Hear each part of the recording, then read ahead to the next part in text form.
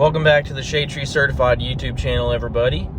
You may be wondering, why is it pitch dark in Jacob's video, and why can't you see him except for what little bit of light is coming through the rear view mirror or through the windshield when headlights flash by? Well, I'll tell you, it's freaking opening morning of archery season here in Central Texas.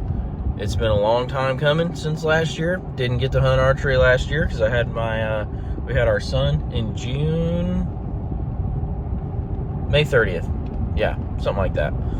Anyway, so I didn't hunt archery last year. Super stoked to hunt archery this year. I'm not at our place in the Texas Hill Country. Unfortunately, I would love to be out there because it's a lot more desolate, a lot less human traffic, a lot less pressure on the deer. But there shouldn't be any pressure on the deer around here this time of year anyway, since it's opening of archery and not opening of rifle. Things get pretty ridiculous whenever rifle season opens around here. But anyways, so I am heading to my hunting property over here. I went and got my tree stand set up a couple weeks ago. Went ahead and got my feeders running, and those of you who are gonna comment and say, oh, you shouldn't have, it's not hunting if you gotta hunt over bait. Well, if you don't have a feeder in Texas, everybody else does. If you're just morally against hunting over a deer feeder and you're like, oh, I'm not gonna hunt over a deer feeder, I've got the moral high ground over everybody else, you're not gonna see any deer, because literally everybody has a deer feeder.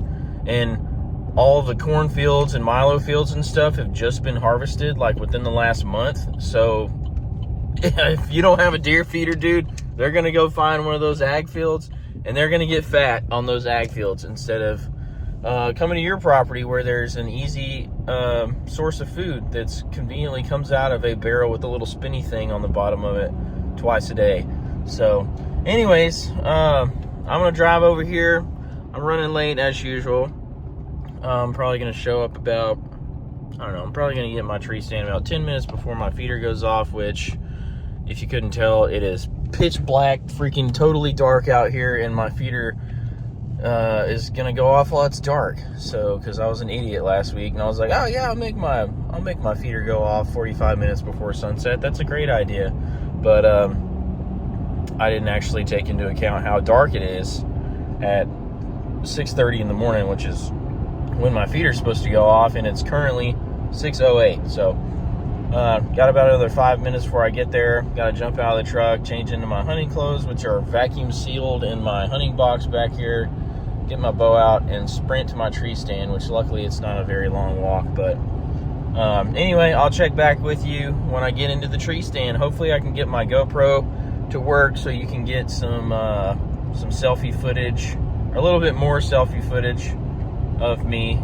other than just holding my phone, and I can solely film deer on my iPhone. I've yet to buy a camera arm. That was on my list of things to buy before opening of archery, but you know how the best laid plans go. Not to mention those Fourth Arrow camera arms that I really like, that are super good quality from what I've heard, are about $150 for the one I want. So it's a combination camera arm and bow hanger. So yeah, it's not really in the cards right now with how things are going. So well, it's not really a being able to afford it issue. It's more of a, I dicked around and didn't order it, basically. But they are expensive, so I have to do a little bit of planning on when I order it. I can't just freaking order it out of nowhere, because you know who does that. So anyways, like I said, I'll check back with you when I pull up over here, get changed, and get in the tree stand. And hopefully I have a little bit of luck this morning. I'm hoping for a nice big old fat old buck. I don't know about an old buck, but a nice big old fat buck to walk out in front of me. But well, the old saying goes, if you would shoot it on the last day of the season, you should shoot it on the first day of the season. But this literally being the first day of the season, and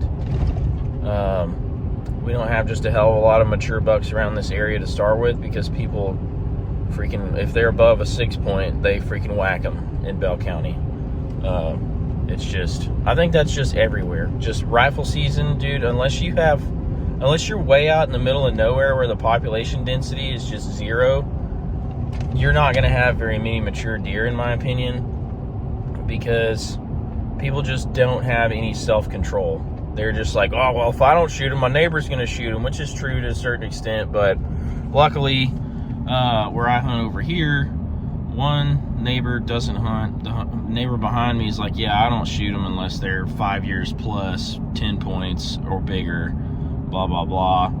If they're a spike, he'll kill them. But I'm about the same way. If it's not a really nice older buck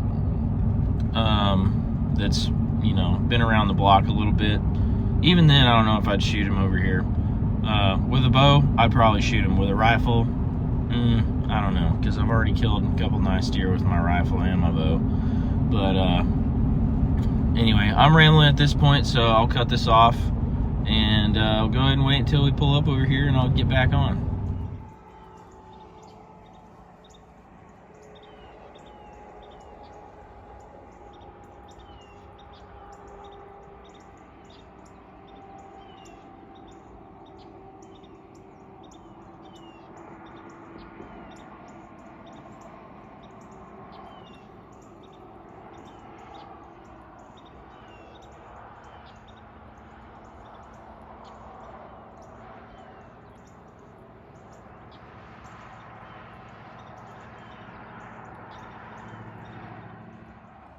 So I can't talk too loud, but I've had these two does, well, a doe and a doe fawn, in front of me for about probably an hour now. I got in the stand late, and I busted a couple walking in, so I'm not putting too much faith in the hunt this morning. I forgot my bow hanger also. That's a pretty big kick in the nuts because I'm having to hold my bow this entire time. Hopefully when these two decide to get out of here for the day, there's a trail pretty much right in front of me. Right down that way, that little low spot, along with what I've mowed over there by my feeder. It just comes along that fence. About 30 yards in front of me. I don't think that feeder went off this morning because I don't see any corn on the ground, and I've been having problems with it jamming up with corn between the slinger plate and the barrel, so it just is what it is. If I didn't get that one to go off, I'm just gonna have to look at that one, and I've got a feeder plate in my Amazon cart that I just haven't freaking ordered like an idiot, so greatly regretting that right now. But hopefully as the morning progresses, those two decide to move across in front of me so I can get a shot on one of them. One of them's probably, I don't know, 60 pounds, and the other one's probably about 120 pound doe, which is pretty decent size for around here. So I'll try to get some video on try to get something on my GoPro when I make the shot, but I'm at about 8% battery on it, so I don't know if I'm going to be able to get anything when I take the shot, but regardless, when I take the shot, you guys will be updated immediately after. So it's just a waiting game at this point. Gotta be really patient, and I'm on their time at this point, so I'm gonna wait till they get done and start moving out of here, and hopefully they move out closer to me than when they walked in, because when they walked in, they were about 55 so yards away up against the tree line by the pond over here that you saw, so they skirted the edge of that pond and came up from the low area. But hopefully when they leave, they'll leave a little bit closer to me. If not, I'm just not gonna have a shot on either one of them. So, I mean, I'm comfortable out to 100 with this bow, but I'm not gonna make a shot on a deer past probably 40 today, just because it just gives them way too much time to react. So hopefully they'll make an opportunity for me. If not, it just is what it is. That's bow hunting.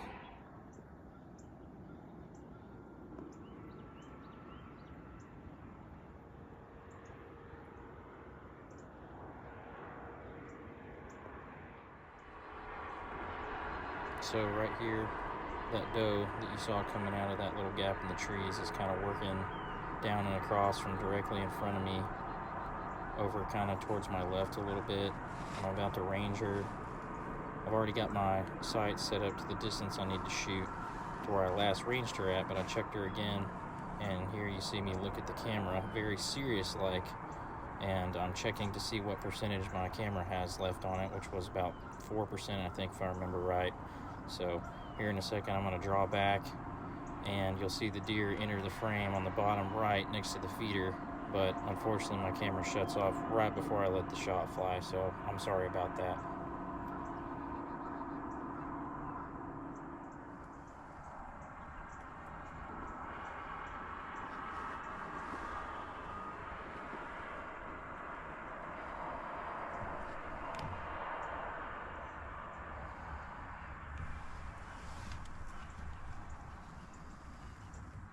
So like I said, if you watch that bottom right corner, you'll see the deer come into frame. But like I said, I barely had any battery left on my GoPro, and it shut off right before I let the shot go. So I'm sorry about that. Deeply sorry. I'll do better next time. Well, I just made a shot on one, and I guess my range on my sight tape was off just a hair, or my rangefinder was not set to account for the downward angle I'm shooting at, and she's just off camera over here. She's kind of flopping a little bit, so I'm not going to put it on camera. But anyways, this makes me want to throw up, but I spine shotted her. Got an arrow right in her spine, and had to put a second arrow in her, unfortunately, but she has since. Took her about 20-30 seconds to leave this world. So I'm gonna sit here and just make sure right quick, and I'll get down out of here and show you what happened. And also, GoPro, you really need to do better with your battery life. So I plugged this thing in, and it was at 10%. I started the video, it went for, shoot, maybe a minute, maybe 2 minutes, and it died. So I don't know if I got that shot on camera or not, but yeah, GoPro, y'all need to do better with your battery life. So I just got out of the stand. I gave it, 15-20 minutes. I think the deer was expired within 30 seconds or so, but I always like to just sit and reflect and pray a little bit, and just take a second for myself. I always feel bad. It always just kind of hits me anytime, even though it's an animal. Anytime I take life off this earth, it just makes me feel a certain way, even though it is just a deer. Some people may think it's just a deer, just a deer, just an animal. If somebody runs over an animal on the road, it's just an animal. They don't have souls or whatever. And I don't know if deer, dogs, or cats or whatever have souls, but I'm a firm believer that any life should be valued, and I certainly do value it, especially these deer. I mean, they're such peaceful creatures and very majestic and soothing to watch. I could literally sit in a deer stand and just watch deer all day. Would have been perfectly fine here, but unfortunately for me, I don't have an infinite number of tries to go deer hunting. So luckily for me, it panned out today. But like I said, I gave it 15 or so minutes, and after looking at the deer over here behind me, I'll show you her in a second. I think my first arrow, I don't think I spined her. I just think it caught a rib, and it may have cut into her spine a little bit, but I came down here and was messing with the arrow, and it wasn't embedded in the spine like I thought it was. I have no idea what happened. Arrows do weird things. It may have nicked off her spine and went down anyways. But I went ahead and put a second shot, sent a second shot, and the second one I know for sure hit the pump house. And after that second shot, it was maybe 15-20 seconds, and the deer, she has since left the earth after that second one. I was very evident that I had hit some major either lung or heart or something like that with the way blood was coming out. So good news is there's not much tracking going on today, because she dropped right where the arrows hit her. And like I said, the second one, she was already down after I put the arrow in. So it honestly makes me feel terrible thinking that I spine shotted her. I hate doing that because they're 100% aware whenever that happens. Their back legs just don't work. And that's graphic. So if this stuff makes you feel bad, please don't report my video. Just turn it off and just go on about your merry way. So parental advisory for this part going forward. I'm about to show you a dead deer that I killed with my bow. I'm not going to sugarcoat it. Please don't report my video. If you don't like this kind of stuff, just swipe away. Don't report me to YouTube. I don't know if I'm going to turn on monetization on this video or not, but please don't report me, because if I do have monetization turned on, that means if you see ads on this video at the beginning and throughout, don't report it, because if YouTube gives me strikes, then those don't go away. So essentially, I thought I spine shotted her, felt like crap. After coming down here and looking, I don't think it was as bad as I thought. And even then, after my second arrow, I think all combined total from the time I took the first shot to the time she died was less than 45 seconds. I mean, I had another arrow knocked in probably 5-10 seconds, let that thing fly, and she was gone within 15-20 seconds after that second one, because I think I hit her heart on the second one. We'll see when I field dress her. I don't know if I'll put the field dressing part in this video or do a separate video on field dressing. But anyways, enough talking. I'm gonna go ahead and show you my deer that I got opening day of archery season here in Texas, and I was able to produce. There's my tree stand, and gosh, from here it does not look very tall off the ground, but the bottom of that deck right there is about, I think, 18 feet off the ground or so. I think the chair is 18 feet off the ground, so I'm pretty high up in that tree. But I'm shooting down at a 20-degree angle, or 17 degrees, I think is what my rangefinder said. But anyway, so typically with how this place is set up here, this is the property that my dad owns that I hunt at. Typically deer come in from down here. There's a creek bottom, just open creek bottom. That's the neighbor's property, but he doesn't hunt it, thankfully. Used to kill a lot of very underage deer off that place, but luckily he keeps it mowed down, so the forage isn't super great for the deer. And as you can see, we just let it grow over here. Just let the native prairies do whatever the native prairies do. It's pretty much wild that way. There's private land. It's all privately owned land.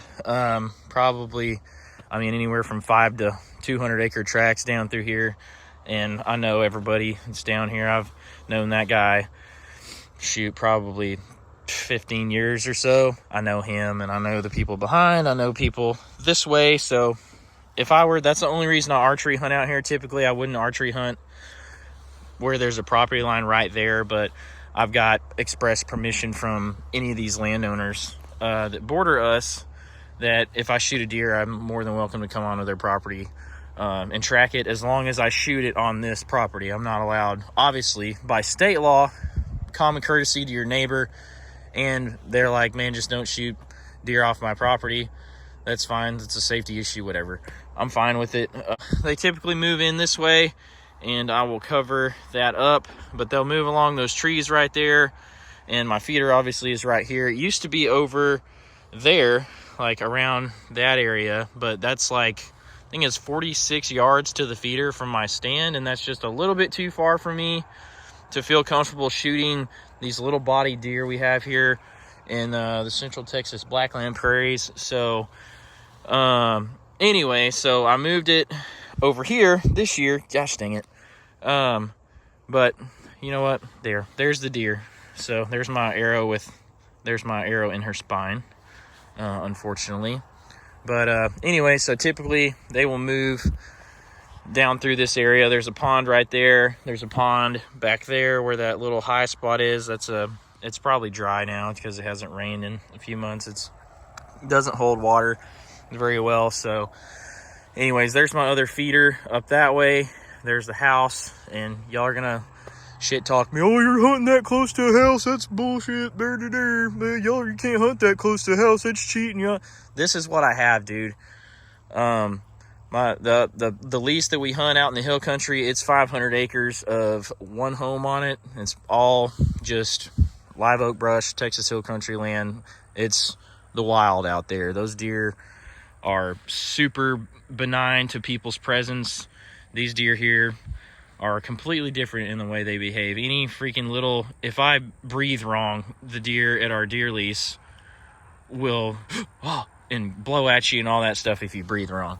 But here, it's a little more forgiving. One, there's a pretty good sized highway that runs over there. As you can tell, the road noise covers up a lot of sound, and these deer are kind of conditioned to a little bit of noise. So there's my feeder over there. At first, I didn't think this feeder went off this morning, but I think I came and filled it up 4 days ago and got this chicken shit feeder plate freaking all bent out. So hopefully corn doesn't get jammed up in there.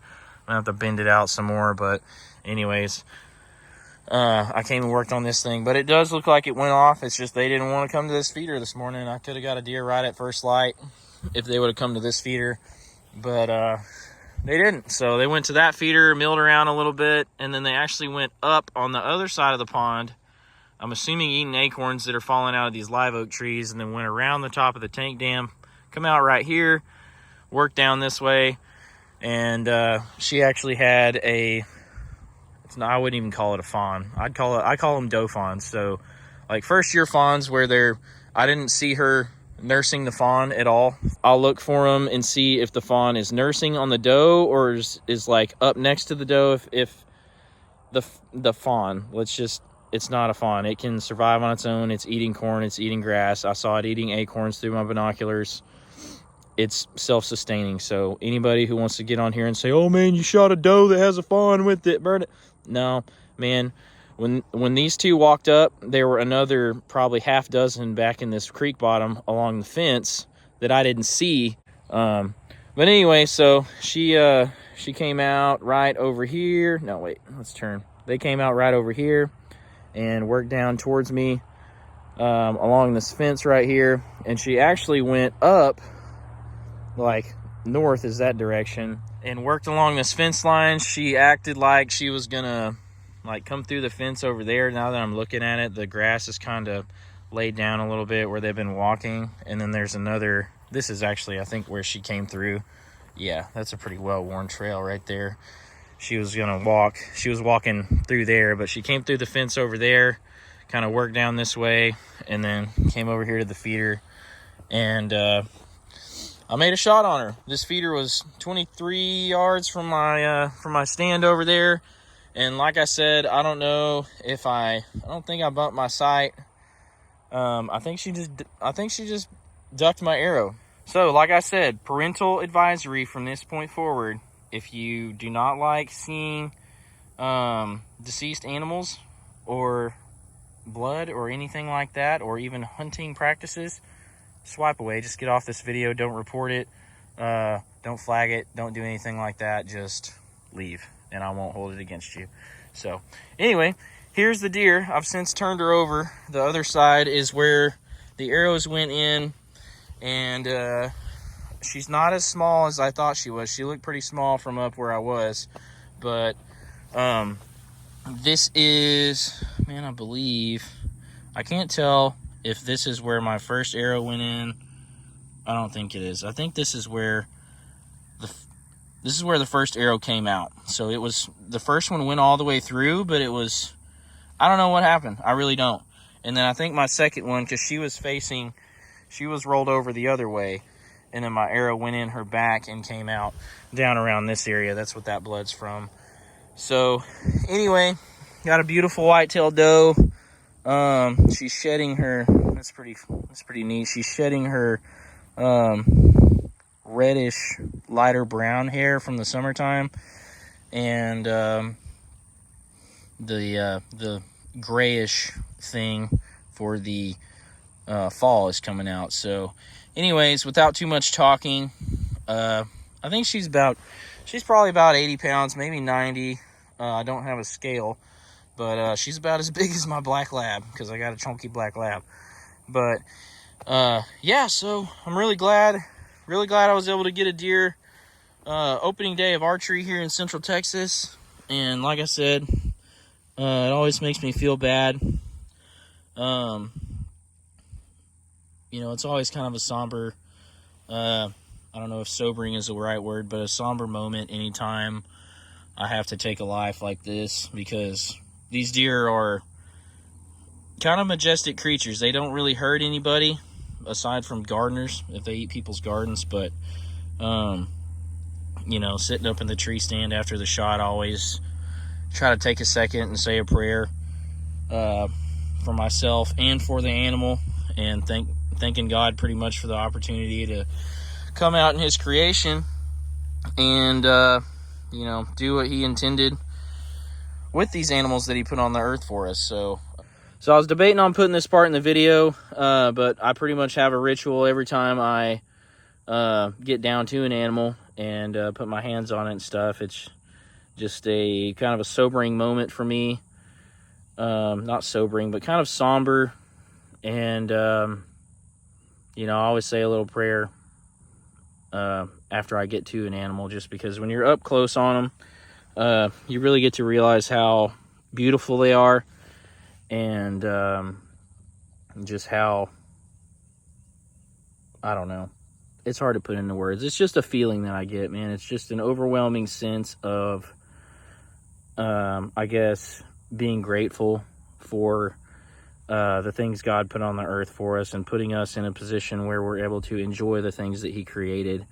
And so I'm going to do that right now. I'm just going to say a prayer. So if you're offended by religion or prayer, just mute this part, and I'll pick back up in a minute. So Heavenly Father, greatly thankful for the opportunity that you gave me today to kill this deer, and thank you for giving me the skills and the means to end her time on this earth quickly and efficiently. I just pray that you, if this deer does have a soul, that she's now in heaven running around up there, if that's a thing. But I'm just so grateful, Lord. Thank you for all the blessings that you've put forth to me. I'm just so thankful for the opportunity and the means to come out here, because not everybody is blessed with the place to go do it, to go hunt, and the time or whatever circumstance to go and do it. So I just thank you for putting these beautiful animals on the earth for us to enjoy. Thank you for the meat that this deer is going to provide. Pray that you just bless everybody who is involved with processing this deer, and just keep me and everybody watching this video safe, Lord. And thank you for your son, Jesus. Thank you for Jesus and what he did for us on the cross to forgive our sins, Lord. And again, I'm just so very thankful in this moment. I'm not lucky, because I know it comes from your hand.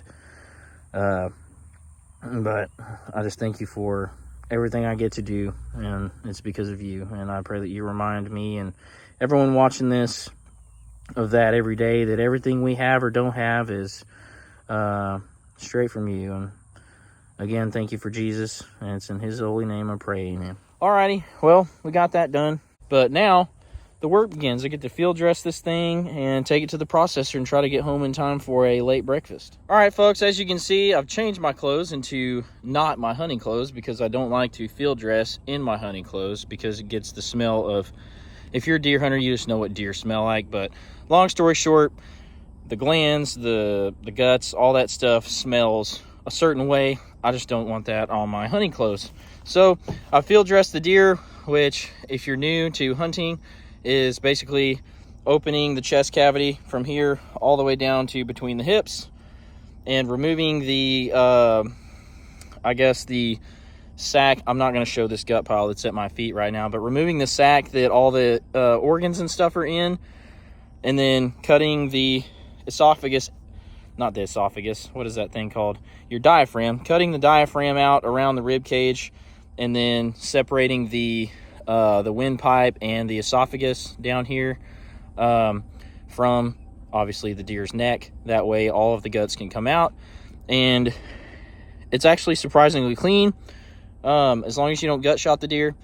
Like I said, I just field dressed the deer, and I'm perfectly clean outside of my arms, and then the blood that was in the chest cavity up here where the lungs and heart were, that's obviously gonna be there. But as long as you're careful about it, there was a tick on me. Golly.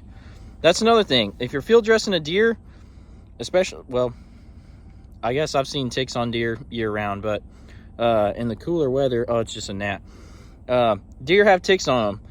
I don't know what kind of ticks. They're like a red with a black head. I've seen Lone Star ticks on deer before, and I've never had one attached to me, but that's something to be aware of when you get done messing with deer or anything like that, especially pigs.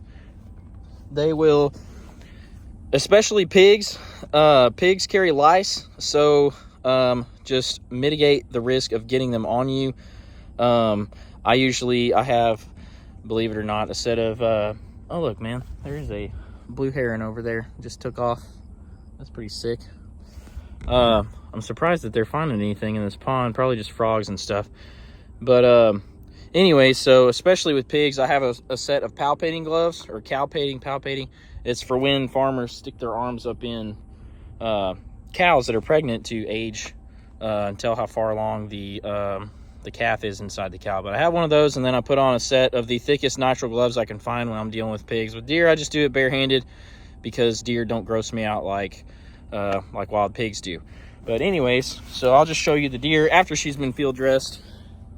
She's right there. I won't show you all the opened up chest cavity and stuff. That's for a different video. I'll show you how to field dress hopefully next time I get a deer. This may be my only deer of the season with how my hunting schedule and stuff goes. It's a crapshoot, especially last year with having a newborn at the house. I didn't get out to hunt in archery season, and I only got out twice for archery. I ended up getting 3 does last year, but yeah. Anyway, so I was only able to hunt rifle last year, but this year I'm better than I was last year. I got 1 doe opening of bow season, and the county I'm in, which is Bell here in Central Texas, we do have a dedicated doe season where you can only harvest does. And well, at least in Texas, you have your outdoor annual app, and it tells you down to the county and the address that you register your hunting license on what seasons are applicable to you and what aren't. I think it's shoot, I want to say November 30th is the latest you can get. Like the last day of November, I think, is the last day that you can get does on the east side of Interstate 35 in Bell County in Texas. And it varies season by season depending on their population surveys, but that's how it was last year. I ended up getting those 2 does that I killed last year on the absolute last day that you could get does. So that was really good. And so anyway, I'm rambling, but I guess I'll go ahead and end off the video right there. I really hope I got some good footage in here. If you're seeing this, that means that I did get some good footage and it was worth posting, but I guess I'll post it regardless. But I guess I'm going to end it off right there. I hope you enjoyed this video. Just a little bit of a peek into the very crude start of my bow hunting and self-filming career on YouTube. And like I said, if you're not a fan of hunting stuff, don't report my videos. Just don't watch them. Just don't watch them. If you are offended by hunting, if you think it's not right, I'm sorry you feel that way. I hope I can change your mind if you do watch my videos, because it is a very therapeutic thing to do for yourself. It's a great way to connect with nature and with our creator and with the animals that live in our world and share our world with us, and it gives you a deeper respect for where meat comes from. Really, I mean, in my opinion, it's a hot topic these days, but I see a lot of people bashing. Like a couple weeks ago, I guess there was a couple of elk hunters up in Colorado or New Mexico or somewhere that got lost and died, and they ended up getting hit by lightning. And in my honest opinion, that is the absolute best way to go, man. Other than the fact that they were taken off the earth earlier than what I would like. I think they were around my age, which was 30 to 35 years old, in their prime. I'm sure they had wives and families, kids and stuff. At the very minimum, their parents are going to miss them a lot. It's really sad when anybody dies like that. But in my opinion, if I was on a mountainside with my best buddy chasing an elk and I got hit by lightning, I think I could check off a box on a great way to leave this earth. That's a heck of a lot better than a lot of other ways that you could that she could die. So if for whatever reason I ever get killed while I'm hunting, just know that like I was enjoying myself, unless, you know, it's 30 degrees raining and for some reason I'm in the bow stand. So anyways, I guess that's my little spiel for the end of this video. Like I said, I greatly appreciate, like I've said in all my other videos, I greatly appreciate everybody that's watched my videos up to this point. I know I haven't posted anything in quite a while. I think my last video was about my welder that I painted on my work truck.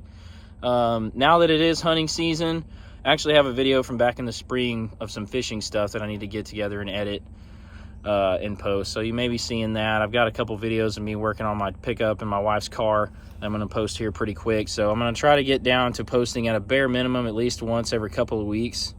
If I do go hunting, I'll try to get that posted as quickly as possible, just because that's relevant for this time of year.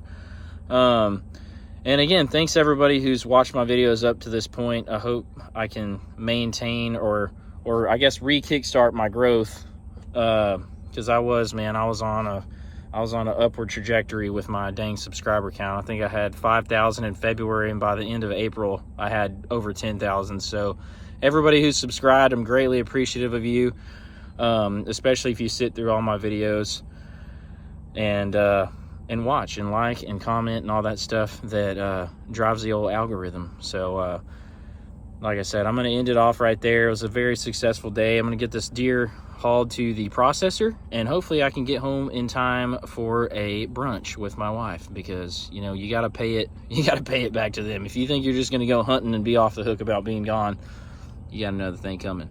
And if you're a single dude, don't have any commitments, hunt literally as much as you can. Or if you're married and don't have kids, take your wife hunting as much as you can.